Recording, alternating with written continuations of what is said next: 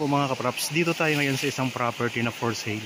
Dito po sa Barangay Chawe, Lucban, Quezon. Ito po ay tabing kalsada lang. Ito na ang property mga kapraps. At meron itong mga bukal mismo sa property. Ito mga kapraps.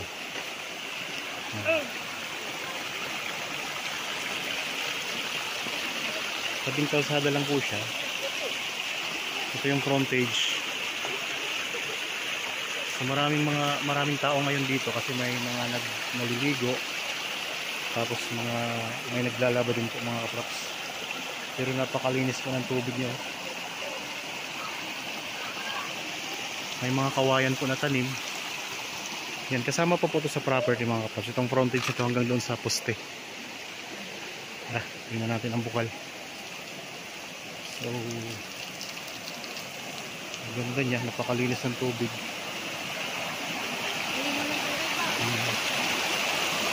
Ito ang bukal mga kapraps. Ano na?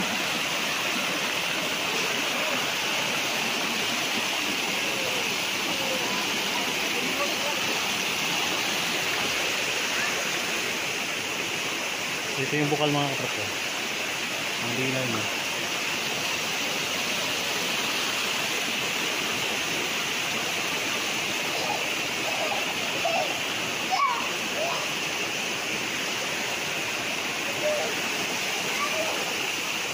Kalinaw ng tubig.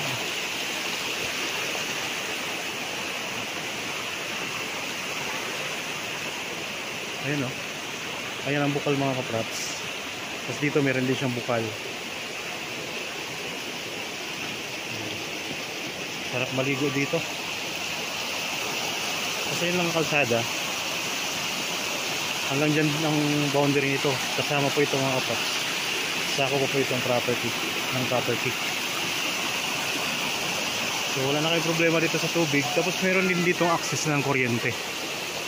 Ayan mga kapraps. So kung kayo po ay naghahanap ng property na mayroong bukal mismo sa loob, so pwede ko namin itong i-offer sa inyo mga kapraps. Ayan. Dito po ito sa Barangay Chawe, Lucban, Quezon. Ganda eh. Tabing kalsada lang.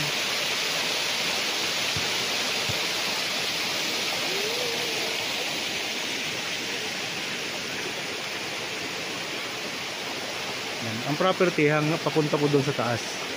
Sa taas po siya. Kasama po yan sa property. So, pwedeng ipasok syempre ang kasasakyan dito kasi tabing kalsada lang siya. Punta natin mga kapraps yung iba pong part nitong property.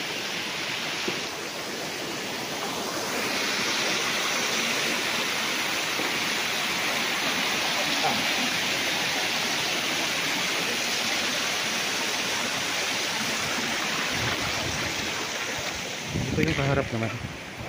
Tapos punta tayo doon sa bandang itaas. So yan. Yan, may bukal pa dito. Marami siyang bukal mga kapraps.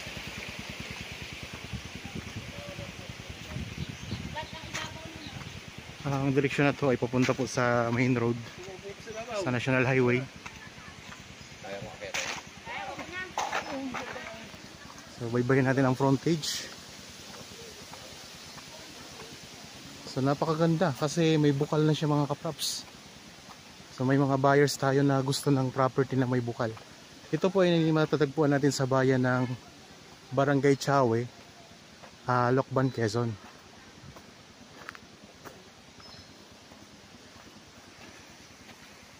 Ito ay barangay road na mga kapraps. Malawak po siya na barangay road.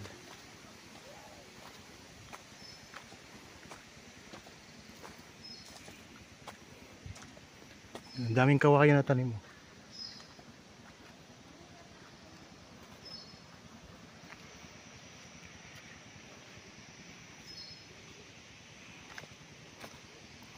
Ang Lucban mga kapraps ay kilala po sa sikat na kamay ni Jesus.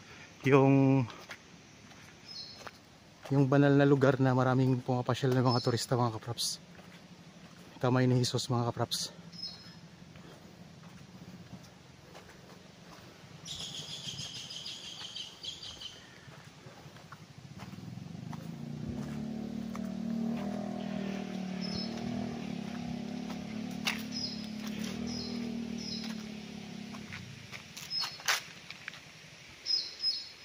Yan.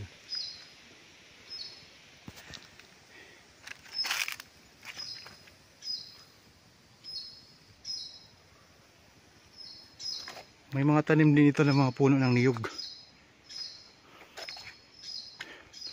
Tapos may mga iba pang mga punong kahoy. Daming mga kawayan.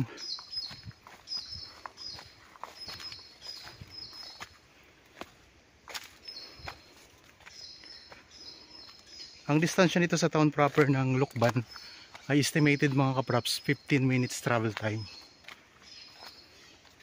Meron ding magagandang halaman.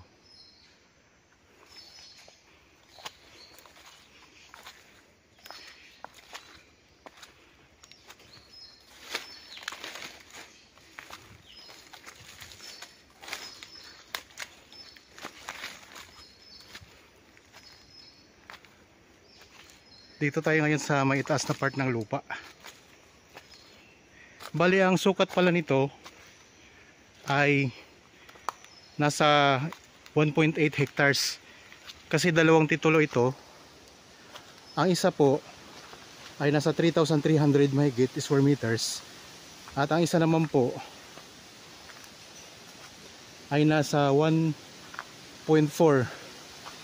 o nasa 14,500 square meters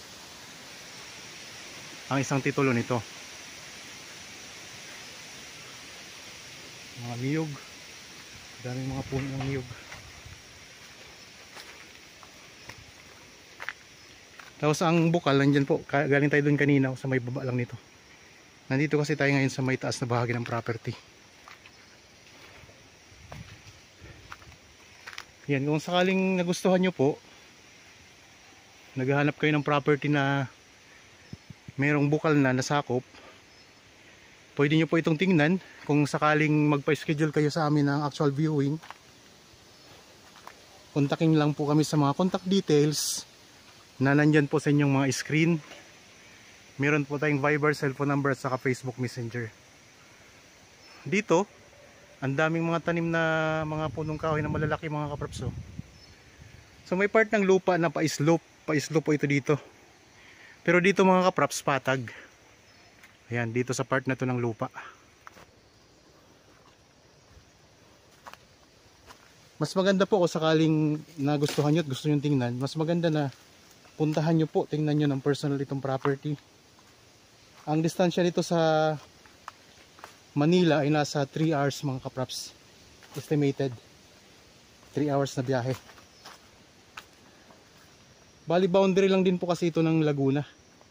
Ang katabi nitong bayan ng Laguna ay Mahayhay, itong Lukban, Quezon.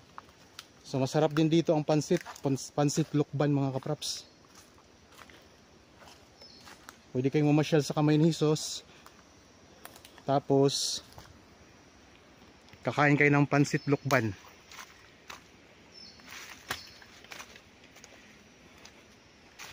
Tabing kalsada lang, kaya maganda siya.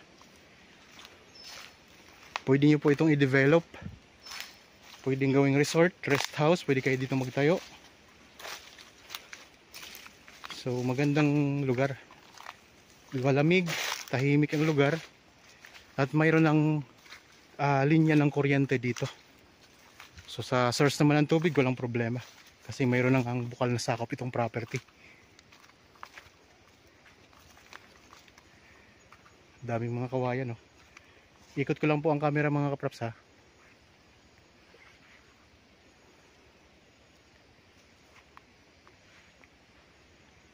Yan, maraming mga iba't ibang klase ng puno.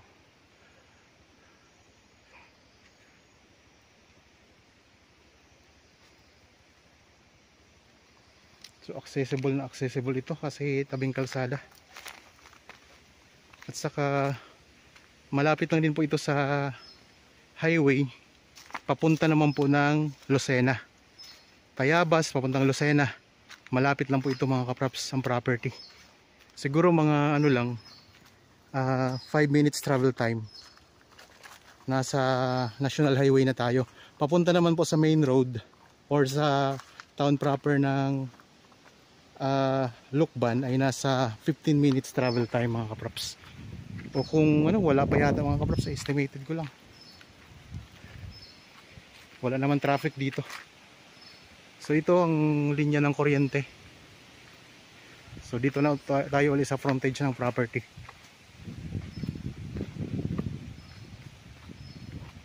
Isa itong farmland, agricultural land sa bayan po ng Lukban, Quezon. Sako po siya ng Barangay Chawe.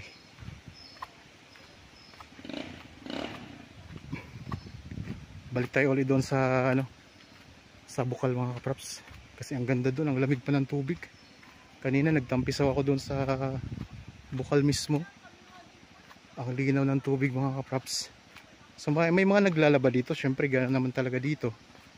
May mga ang tubig naman ay running water naman yan mga kapraps. Kung sakaling mabili nyo naman po yan, pwede yung maging private na. Kasi inyo na po yan mga kapraps, mabili nyo na eh. Tapos ang agos ng tubig, pwede naman nilang mapakinabangan mula doon sa inyong property.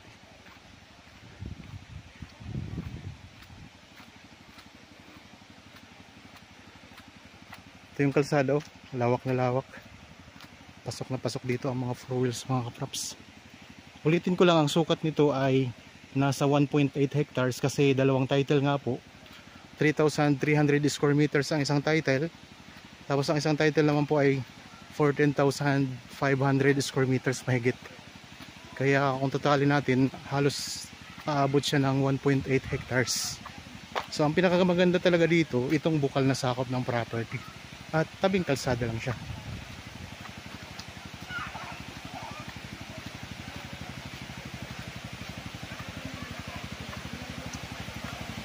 Ayun.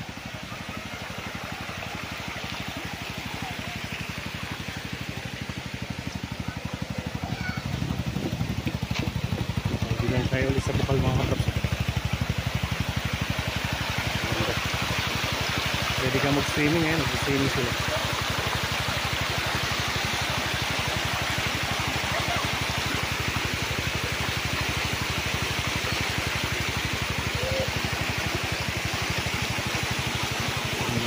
Maliligo dito.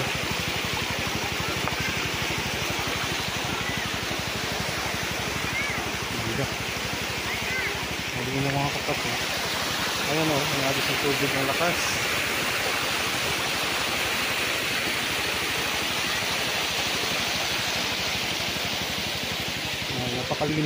Napakalinaw ng tubig mga kapat.